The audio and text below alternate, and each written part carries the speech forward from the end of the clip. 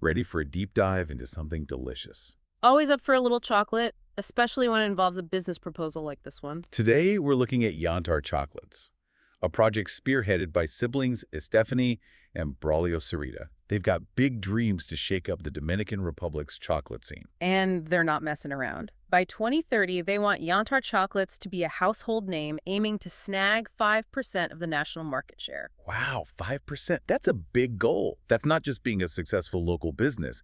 That's aiming to be one of the major players. Definitely ambitious. And to get there, they're banking on a few key factors: organic ingredients, dairy-free recipes, and they're really emphasizing the use of fermented cacao. Okay, so organic and dairy-free are pretty popular right now, but fermented cacao, what's the big deal with that? Well, it all comes down to flavor. Fermenting the cacao beans is what brings out those complex flavors and aromas we associate with really good chocolate.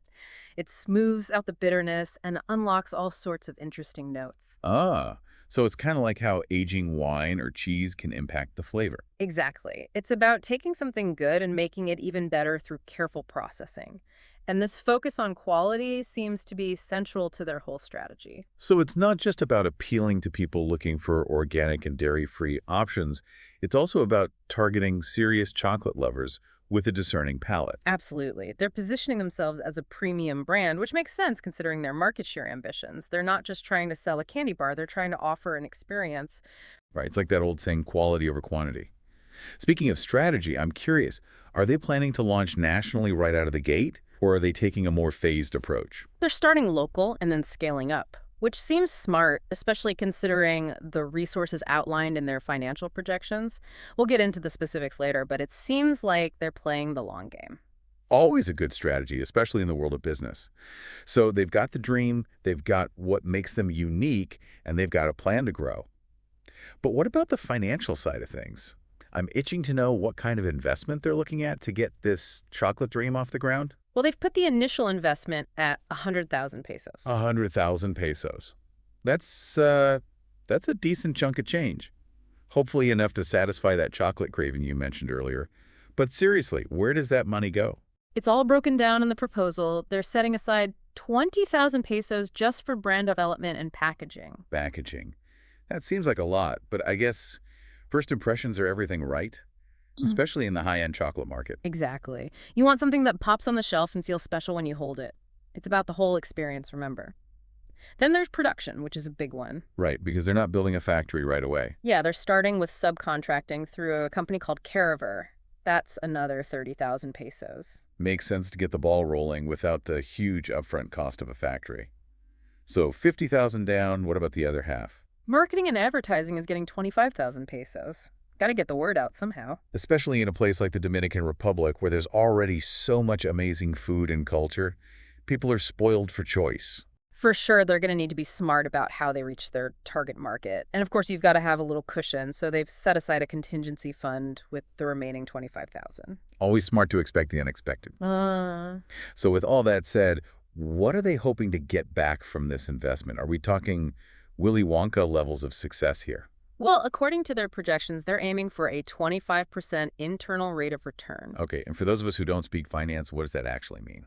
Basically, it's a way to measure how profitable an investment is likely to be. A 25% IRR is a pretty good sign. It basically means they're expecting to make a healthy profit on that 100,000 pesos. Sounds promising. And how long until they start seeing that return? They're projecting a payback period of about 2 years. 2 years. That's pretty quick, especially for a new business. Yeah. But I have to imagine it's not all sunshine and chocolate bars, right? What about the risks? I mean, every business has risks. What are some of the things that could throw a wrench into the chocolate works?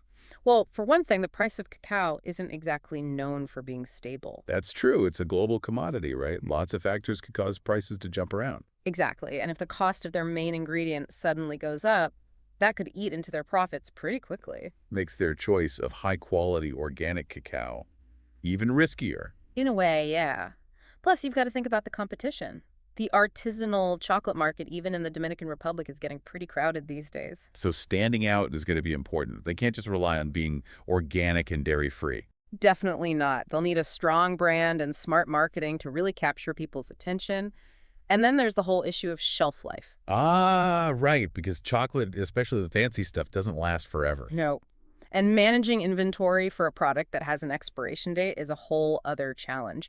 They'll need to find that sweet spot of meeting demand without having a bunch of unsold chocolate going bad. Sounds like a delicate balancing act. But even with all these potential pitfalls, their proposal seems surprisingly optimistic.